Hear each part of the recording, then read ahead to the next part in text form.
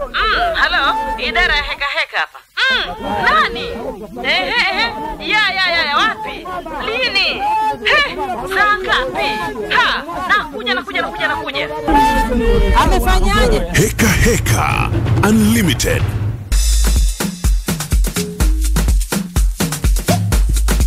Sita dakika 25 88.5 Dar es Salaam. Mvua bado inaendelea kunyesha. Tarehe 4 mwezi wa 5. Kazaliwa Malkia wa Mipasho. Hadija Omar Kopa. Lakini bwana, hizi mvua zinazoendelea kunyesha zimeleta, naweza nikasema, madhara kwa upande, maana hii heka imetokea Kunduchi, ambapo mambo ya, unajua sasa hivi, unajua ardhi imekuwa kama vile iko mbichi, yani imeloa kutokana na mvua zinazoendelea kunyesha. Sasa bwana, japo mvua ndio imeleta hili tatizo, lakini kuna mama mwingine yamemkuta, kwa sababu mtoto ametumbukia kwenye shimo la choo. Alikuwa anapita, kwa yale maeneo alikuwa anapita alikuwa anaonekana kwamba alikuwa yameshiba maji. Kwa hiyo mtoto alivyokanyaga akaenda, na ile ilikuwa ni chemba. Yani sio choo kabisa choo, lakini ni chemba ambayo inapeleka maji ambayo yanatoka kutumika yanaingia kwenye lile shimo. Kwa hiyo mtoto inawezekana alikuwa anapita pale, japo hakuna aliyemuona sababu tu mtoto kakutwa humo. Kwa hiyo yani hizo ni hisia tu, inawezekana mtoto alikuwa anapita pale akatumbukia. Lakini sasa baada ya mtoto kutumbukia, kuna jirani ambaye kahusishwa moja kwa moja na swala hilo, kwa sababu ndo mwenye chemba. Kaambiwa yeye ndo kamtumbukiza.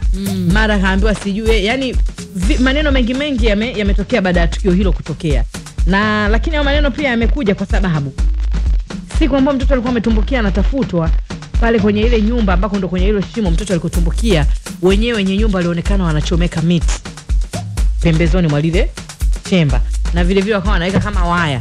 Kwa hiyo yani vitu vingi vikawa vimeongelewa kwamba muhusika mkuu atakuwa ni yule mama mwenye ile nyumba. Lakini tumsikilize mama mzazi wa mtoto ambaye atuambie siku ile mtoto alikuwa wapi mpaka baadaye mtoto akaja akakutwa kwenye chemba ya choo.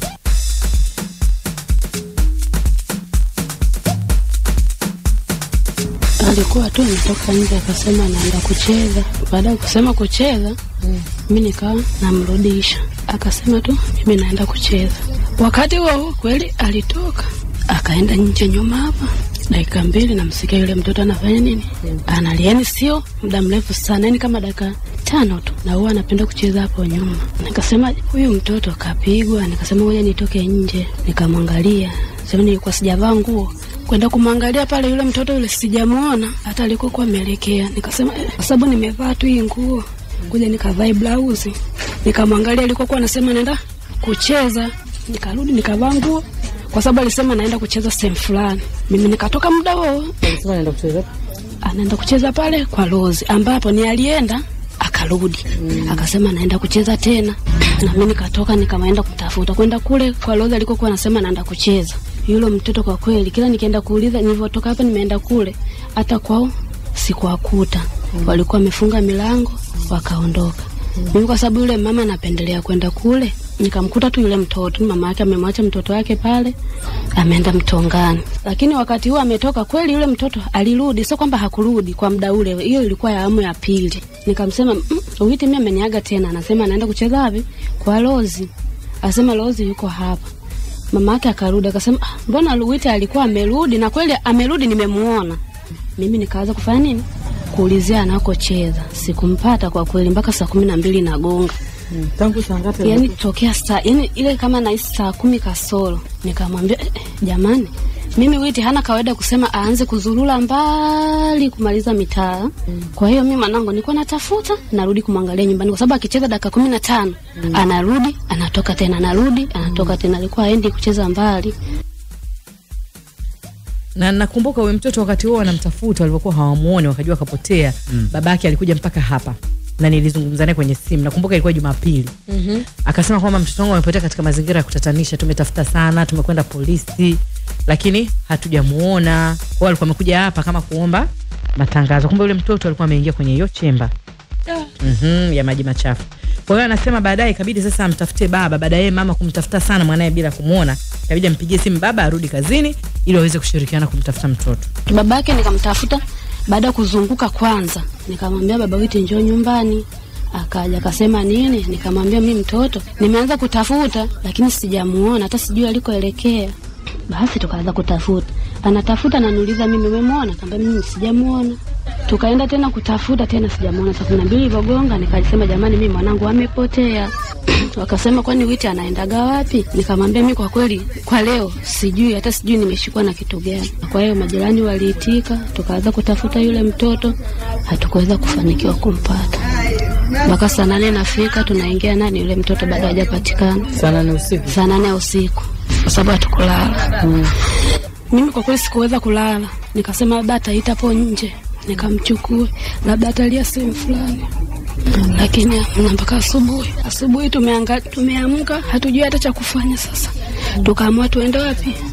Kanisani kutangaza, na kipindi cha polisi tumeenda, misikitini tumeenda, wametangaza lakini majibu hamna. Tukaenda kanisani kutangaza, ndio ilikuwa tu mwisho hapo. Sasa tukaenda huku tukarudi, watu ambia si wanaume mbona wako hapa mnasubiriwa? Tumefika hapa, nimeingia tu ndani na polisi wanakuja. Kwa hiyo kilichokuwa kimeendelea kule kwa polisi kukifahamu. Wapi? Ambaye semea tukio. Nikazungumza na jirani ambao wote tuseme majirani wa eneo lile, yani kijiji kile chote walikuwa wakishirikiana kumtafuta huyu mtoto. Wanakuambia siku walilala usiku, wengine hawakulala katika harakati za kumtafuta huyu mtoto. Yeye anatuendeleza kwa sababu mama anasema yeye alirudi tena baadaye nyumbani. Kabidi sasa waambiwa majirani, jamani mtoto wetu atumuone. Majirani tukaandamana mpaka saa 4. Nyumba hadi nyumba, kwenye video kote, msikitini kote na polisi kote. Jitihada tumefanya hivyo mpaka saa 4 hakijaeleweka. Tukasema hapa haiwezekani. Inabidi sasa tufanyeje, msaada mkubwa uongezeke. Tukaenda kutafuta kipaza sauti. Tukamtafuta mtu, ina maana mtau kama tukio limezidi kwa kubwa, kuna kipaza sauti. Akatangaza yule na maiki kuanzia saa 4 hiyo mpaka saa 6, mtaa mzima Mji Mpya mpaka kule juu kote. Tangazo aliyemwona mtoto tunamuomba mpeleke kwa Muhindi au kwa Mama Rusekelo. Mtoto amepotea kuanzia saa 9 mpaka saa hizi, mtoto wa miaka 3. Anasikia tangazo amwambie na mwezie kama umemweka ndani mtoe, mpeleke eneo husika. Basi kazunguka mtaa wote kuanzia saa 4 mpaka saa 6. Tukaja tukakusanyika hapa. Hamna aliyemleta. Sasa ikabidi tufanye jamani, tutawanyike. Kama atakuja mpaka asubuhi sawa, kama hajaja tutajua asubuhi saa 12 tufanyeje. Kwa hiyo tuonane saa 12 asubuhi. Saa 12 tukaonana. Sasa mtoto hajaonekana, tunafanyaje? Na sisi tuende kwenye mashimo ambayo hawajafunika tukapekue. Maana ile jioni madibu madogo yale walikuwa wanapekua na mikono, labda kuna mtoto, hamna kitu.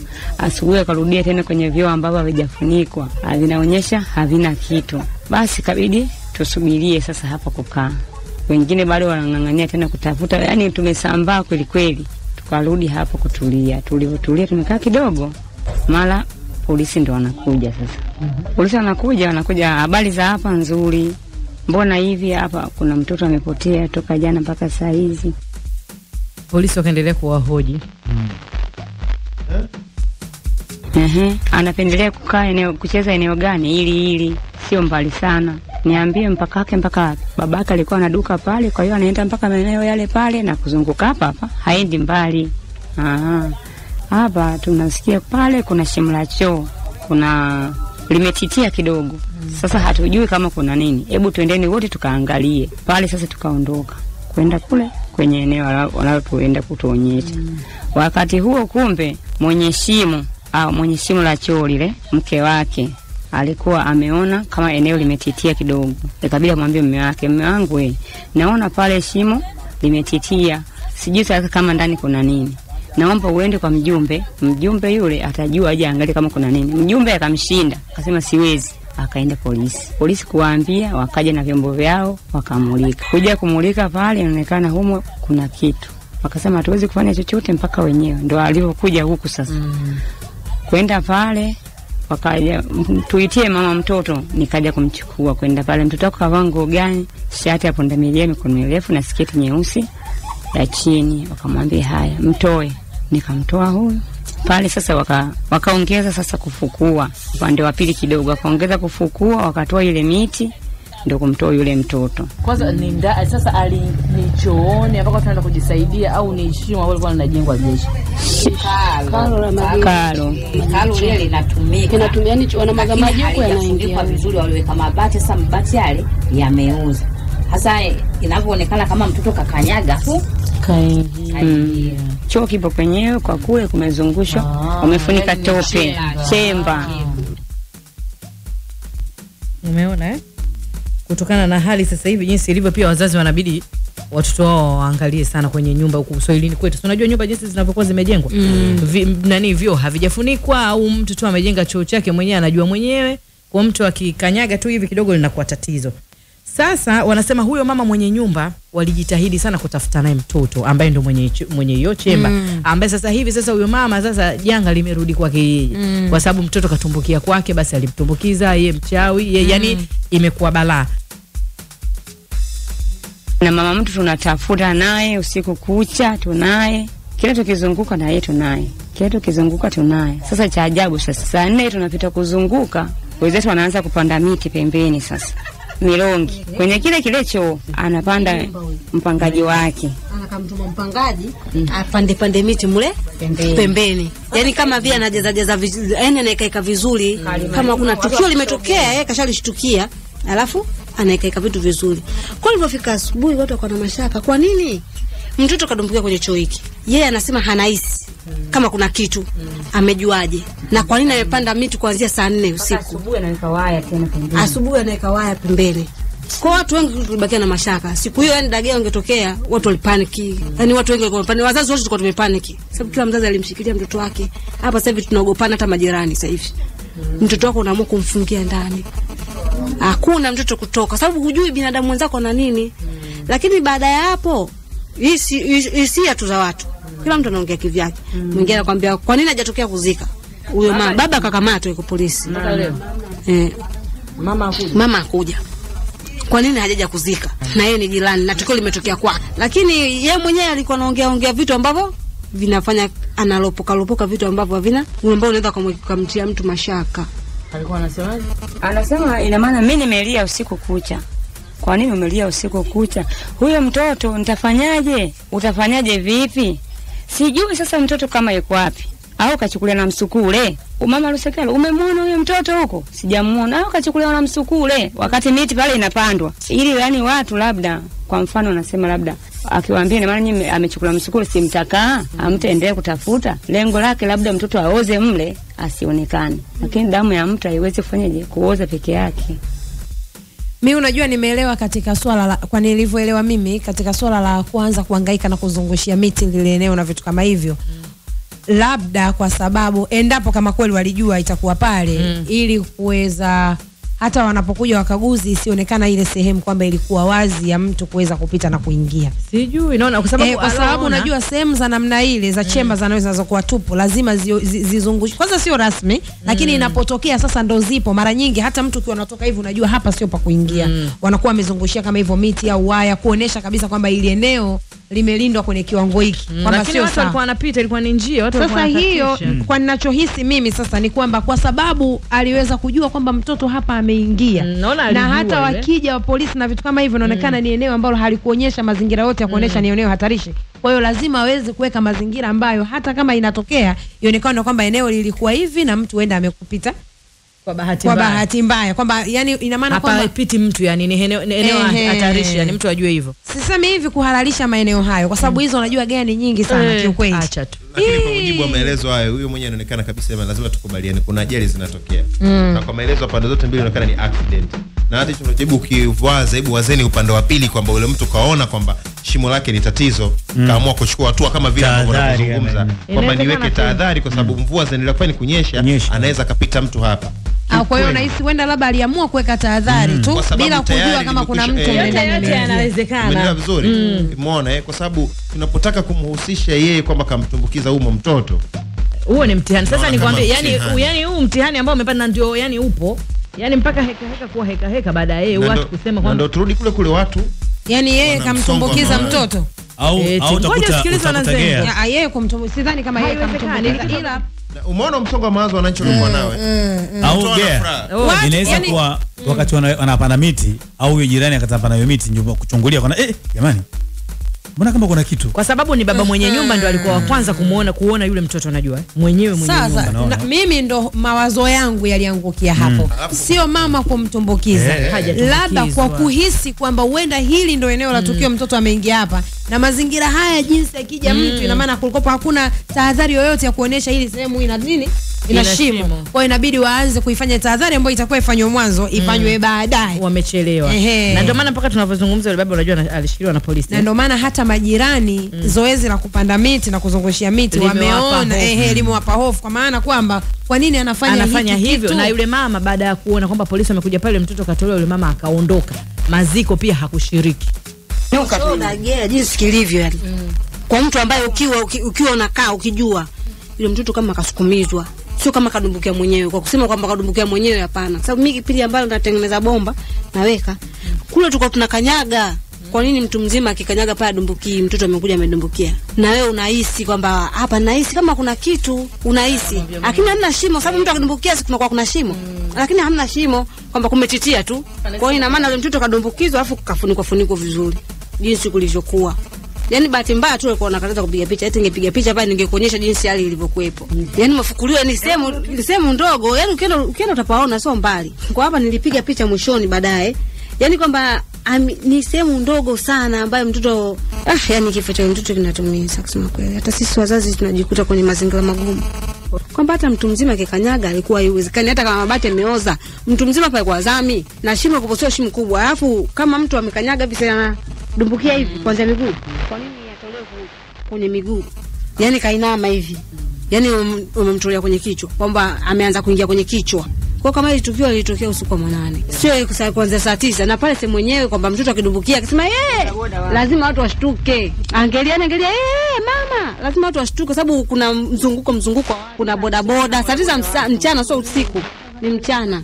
Ila kama ulivyokuwa umesikia kwenye heka bwana, majirani wakawa wamemshutumu sana yule mama kiukweli, mama mwenye nyumba ambaye ndo mama mwenye choo. Amepaka tunazungumza mume wake amekamatwa na polisi, anashikiliwa na polisi, sema yule mama yeye hakuwepo. Ila kiukweli ni kwamba tu mvua imenyesha, lile eneo limekuwa limeshiba maji, mtoto inawezekana kweli amepita pale ametumbukia bahati mbaya. Sasa na mbaya zaidi yule mama kwenye msiba hakwenda, hakuhudhuria kwenye maziko. Kwa hiyo ikawa ni mtihani, kwa nini hakuja? Kwa nini ameondoka? Kwa nini amekimbia? Yani ikawa tuna yani zogo yani balaa. Ila mimi nilipata nafasi ya kuzungumza na yule mama ambaye utamsikiliza vizuri kwa nafasi kesho. Huyo ambaye hajaenda maziko. Huyo mama ambaye ndo mwenye choo chake. Ambaye huyo mama ameshiriki. Yeye alienda wapi? Siku msiba? Aliondoka. Hakuwa nyumbani kwake pale. Lakini wakati yule mtoto kapatikana, kajua kabisa kama mtoto kapatikana kwenye choo chake. Ana sababu zake ambazo zilimfanya aondoke. Basi tutamsikia kesho. Kesho tutamsikiliza na baada ya kusikia sababu zake ndio tukapata ya kuzungumza vile vile. Kabisa. Kwa nini kwenye msiba hakwenda yule mtoto? Wanasema pweka mshindi wanasema.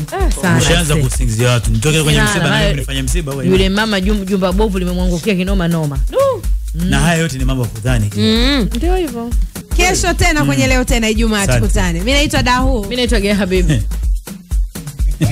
Musa Hussein. Asante.